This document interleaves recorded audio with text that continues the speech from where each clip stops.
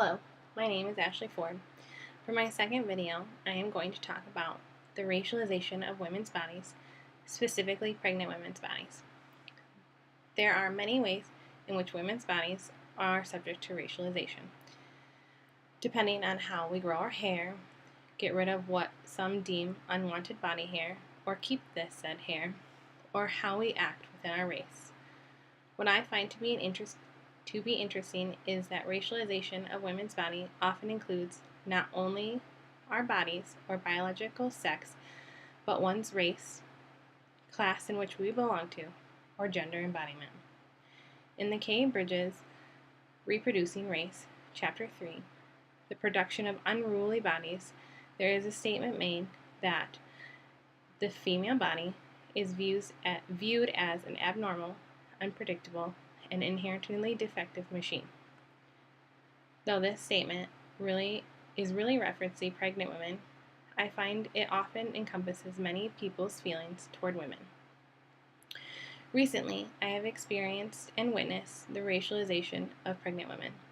While continuing with Kay Bridges' Reproducing Race, Chapter 6, there is a statement on patients and their stupidity.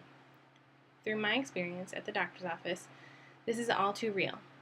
Being a newly pregnant woman myself, the staff members are unlikely to explain things thoroughly, probably because they have explained these things so many times throughout the day or their careers at the doctor's office.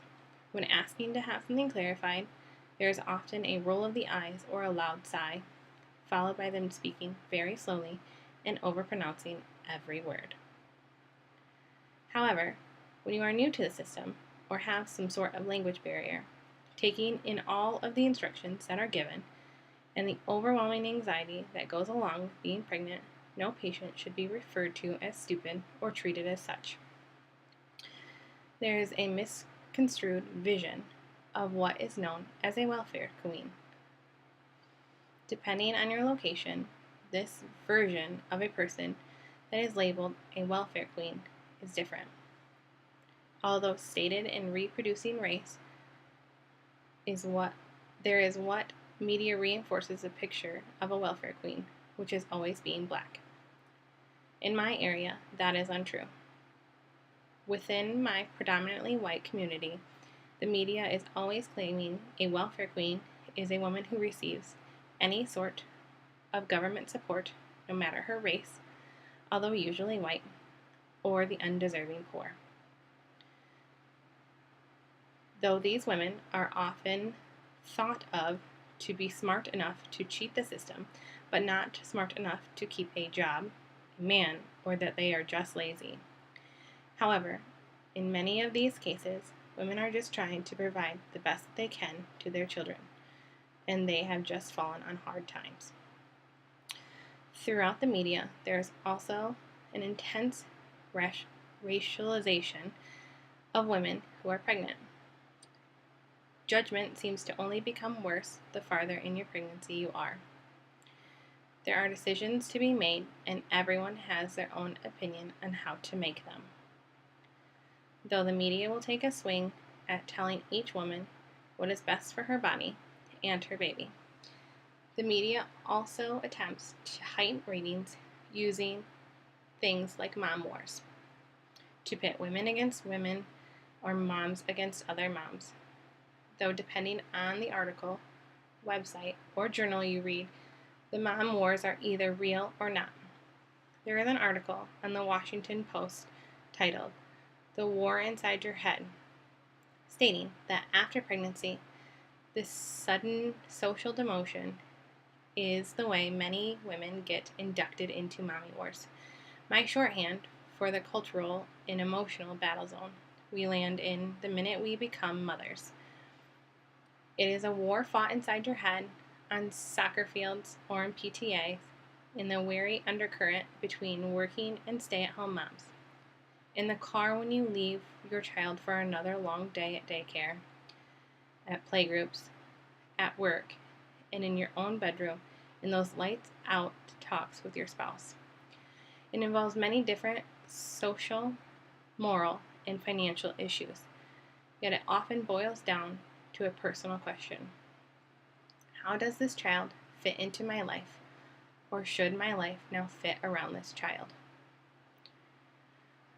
Of course, there have been some jokes about mommy wars, like the video you can find on YouTube titled The Motherhood Official Video, where groups of moms and a group of dads are at the park with their babies.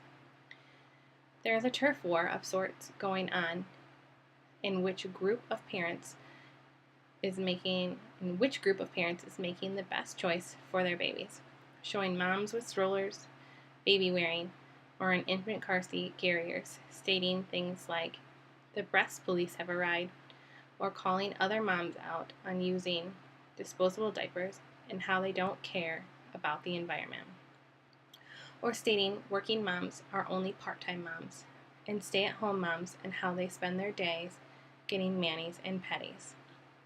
Through these hot topics are continued for a while, when in an intentionally humorous way, there is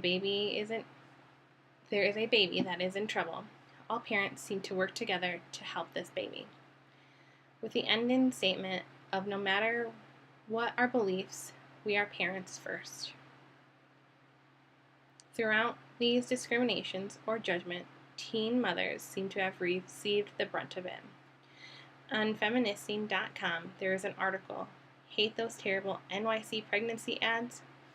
Take Action, No Stigma, No Shame campaign. A New York City campaign from the Human Resource Administration, Think Being a Teen Parent Won't Cost You, is drawing deserved criticism from reproductive justice leaders and organizations for shaming teen mothers and fathers in the name of reducing early pregnancy rates. Since the ads were unveiled last week, boasting such stale and infuriating slogans as, I'm twice as likely not to graduate high school because you had me as a teen, and a poster which has a little African American girl stating, honestly, Mom, chances are he won't stay with you. What happens to me? It then continues with, are you ready to raise a child by yourself? 90% of teen parents won't marry each other. As mentioned in this article, this is doing nothing for teens in New York City outside of shaming and blaming them. Planned Parenthood has emerged as a leading critic of this campaign, saying it ignores the racial, economic, and social factors that contribute to teen pregnancy and creates stigma, hostility, and negative public opinions about teen pregnancy and parenthood rather than offering alternative aspirations for young people. Another way racialization is affecting new moms is the effect of postpartum depression and the stigma that ensues. Though these may be silly examples to some of racialization of women's bodies, to those who are experiencing it, it's very real and can be a real consequence to new moms, even those experienced mothers. Whether she becomes depressed, filled with anxiety, or maybe making a decision that they didn't want to make, this racialization is a real problem.